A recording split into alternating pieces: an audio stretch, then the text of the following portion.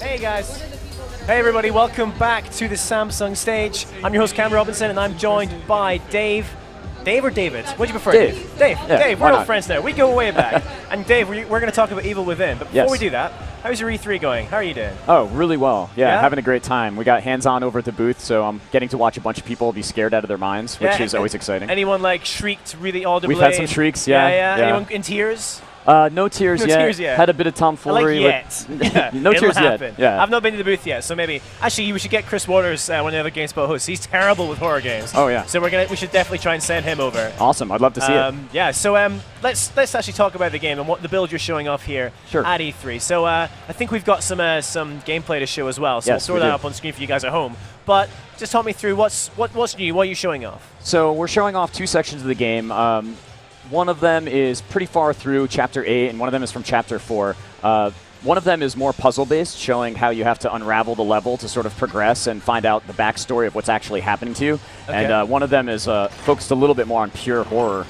But what we're seeing on screen right now... Why did he sit in that chair? Yeah, so that's a terrible idea. That's the upgrade chair there. Oh so you're getting a little look at how the character upgrades throughout the game. Pretty gruesome. Yeah, so you collect this this stuff called green gel, and then you get to put it towards your attributes, like your stamina, your ability to run away. That just get injected into your head.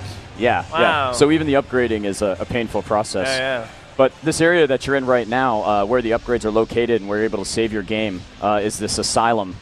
Where the game starts, but you're not really sure whether or not this asylum is the real world or if the levels that you sort of transition into are the real world. So you can see here Sebastian Castellanos, who's the detective, the main character of the game, is now walking towards a mirror at the far end of this asylum, and when he gets closer, he'll sort of lose consciousness and transition into the level proper. Yeah, and you never really know whether or not he's going into reality or whether he was in reality.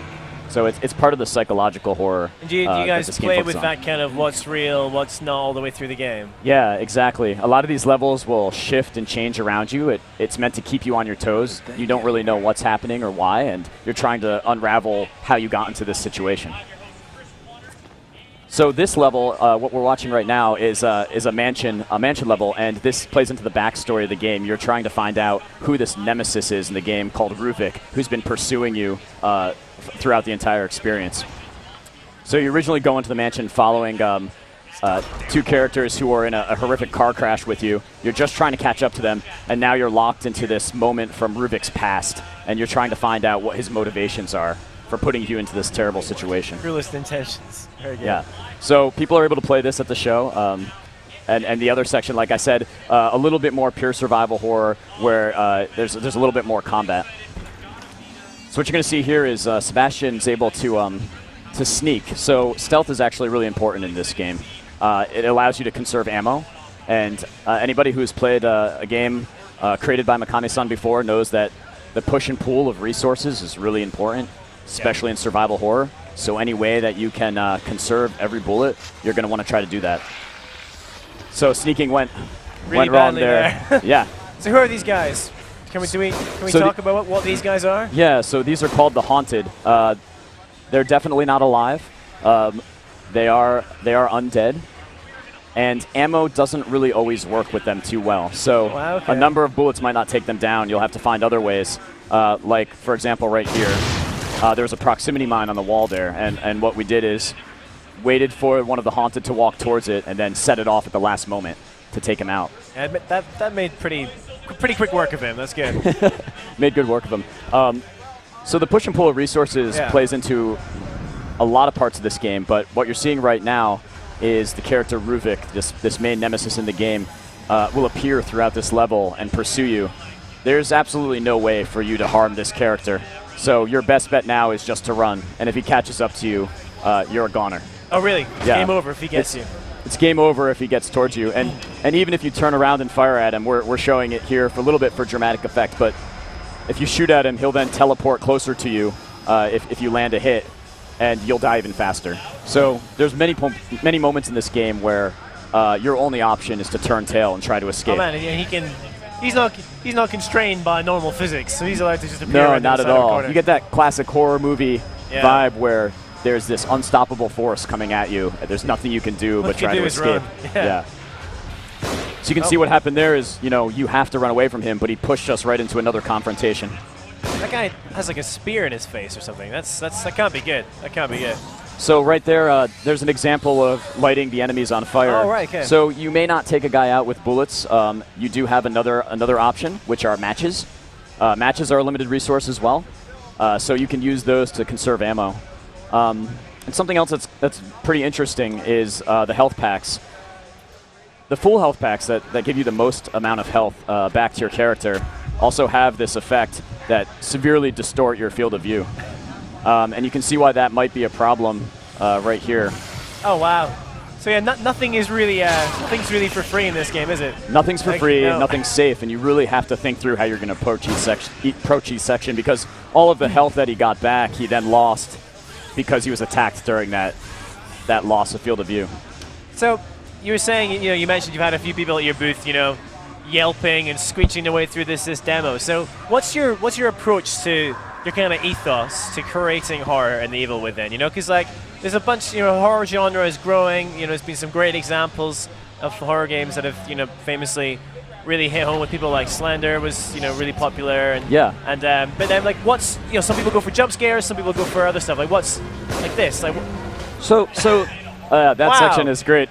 What you're trying to do there in a very short amount of time is hit that top light to stop being pulled toward the grinder, so you have a very limited amount of time to get yourself out of that trap. But I think really the ethos behind the Evil Within is, if you've ever played a game from Mikami-san, you know that it's really all about balance. It's all about management of resources and this building tension. So I think the game is sort of best described by the scenario where you go into an area, you have 3 enemies and 2 bullets, and now you need to figure out how you're going to get through. And there are a lot of options open to you, but they're all based around this overbearing tension of how do you solve that problem. And once you get past that section, what's going to be just around the corner? So you may go forage for more resources to tackle that issue, but in looking for those resources, you're going to encounter something just as awful. So you have this tension building throughout the game as you're trying to advance and solve this puzzle and solve the mystery of why you're in this situation, what happened to you. So you're trying to kind of constantly add to that sense of foreboding, exactly, of this building dread. Yeah. So that's quite interesting, because I do. Some people some of you guys were watching might know I do a show for GameSpot all about science of video games. I did a show, I was telling you earlier, about how you create horror in terms of science and what people actually respond better to. Jump scares can give you that quick kind of thrill, but it is that building sense that is more terrifying. Knowing that you're about to get minced by something is actually far more terrifying. Or if you walk along the corridor and you see blood, and then you see more and more little parts hinting at that doom that's just coming up. That is far more terrifying, generally, for most people. And I think that's a really good way to describe this game. I mean, there are those punchy jump scares, throughout this experience. But they have a use, yeah. But what it's really about is this building tension throughout the entire experience, where the more you learn, the more you know that danger is around every corner, and you have a set of options to how you're going to approach that danger, but none of them are going to be safe. All of them are going to be difficult, and all of them are going to be terrifying. So, yeah. So what made you guys decide, when you were like, okay, we want to make a horror game, what made you go third person, as opposed to first person? That was completely up to Mikami-san, and I think he has a great history with that type of game. And for him, this was really a return to form, an opportunity to go back to the genre that he really founded. He's like, the grandfather of survival horror, and this is sort of his ultimate vision of survival horror. Fantastic. So when can we expect to see more? It's more of the Evil Within. Yeah, so after E3, we're just going to keep showing off the game until its release on October 21st. You will see a little bit more coming up pretty soon, but I invite everybody to stay tuned. We got some more stuff. Yeah. Fantastic. And if you are at E3, you can check it out. You can have hands-on with the game. We have hands-on at the booth this E3, which is really great. It's really exciting to see people finally play the game. It's really the only real way to experience survival horror. You got to get your hands on it. The tension that I was describing is only conveyed through experiencing it in the game, knowing that you have these limited resources, knowing that you could be taken out at any time. You have to play it to really get it. Fantastic. Yeah, I think that's definitely with survival horror, you're right. It's really you experiencing it. Yeah. It's really the only way, because it is about whether or not it grips you and whether or not it scares you, basically. And speaking of that, actually, have you got to see any of the other kind of horror games on the show? I was hearing really good things about the the kind of Oculus-enabled demo of Alien Isolation? Have you seen that yet? I basically was only allowed to leave my booth for this interview, wow. so thank you very much. You're welcome. You got out. Run. I have been playing The Evil Within straight through, so afterwards I'll get a chance to take a look at everything at E3. But until then, yeah. Until then, you're going to be tied to the booth. No sunlight for me. Yeah. Fantastic. Cool. Well, man, it's been a real pleasure talking to you. Now, if anyone at home actually has a question for David, the best way to ask him would be right now to give me a tweet in the next minute to @CamFrazRob. I will pull up on this and I will ask David directly. But tell me a bit more about. I'm really interested in that upgrade.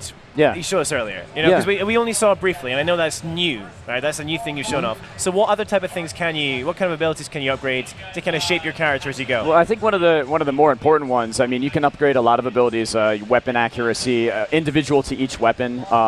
Your Agony crossbow, which is sort of like your weapon of last resort. That's actually an interesting one to talk about because in the game there are these traps like proximity mines or tripwires, and they result in horrific death. But if you're careful, if you sneak towards these and you're really aware of them, you can then disassemble the traps and take the parts. Then once you have those parts, you can turn them into crossbow bolts, which are very rare in the world and definitely your most powerful weapon. Okay. And also a weapon of distraction. There's one that blinds enemies so that you can stagger them or maybe just run away. So then you're able to upgrade the crossbow bolts and the crossbow itself. All of these weapons, what they do is they give you a better chance at survival. None of them are sure thing. None of them are overpowered to the point where you feel like you can take on anything in this world. And like I said before, there's a lot of enemies in the Evil Within that you cannot beat. You have to turn tail and run from, which is part of that tension. You have to feel like you're in danger, and that's the goal of this game. You are definitely in danger. At the demo today, we have a couple of encounters where if you try to stand your ground, you're just not going to make it. Well, I've just got a couple of good questions coming through from Twitter at the moment, so let's go to that. So we have Georgina Perez says, how long did it take to come up with the designs for the monsters in the Evil Within? Oh, that's a great question for one of our concept artists. I'd have to speak to her directly to get the answer for that, but the designs, the art for these monsters are terrifying. Yeah, where does that inspiration come from? I hope it's not like things they've imagined, because that's pretty messed up. Yes, Nakamura's son is a brilliant artist, and that's a great question that I don't really feel comfortable speaking for her about, but I would love to show off some of the original character art and some of the concept art, and we have that. We're going to be showing it off as well to our community, but all of it's amazing. Fantastic. All right, we also got another question from Sam Wood, and Sam asks, will there be a currency in the game? What's that? Will there be a currency in the game? I guess, does he mean in terms of upgrades? Is that that green gel you were talking about? So that's the green gel I was talking about. Where you get this gel is sometimes after you kill an enemy, it's left behind when their bodies dissolve. And also you can find it in these large mason jars when exploring. So that's the closest thing to currency. And what you do is you then accumulate that and then take it to the upgrade room and use it to spend on something like stamina or a little bit of increased health. Cool. All right, I'm just going to keep throwing these at you. We've got some great questions, that's all right. So we've got Alex now who's saying, hey, @CamFrazRob, does The Evil Within take inspiration from older movies similar to Donnie Darko? That's what he asked.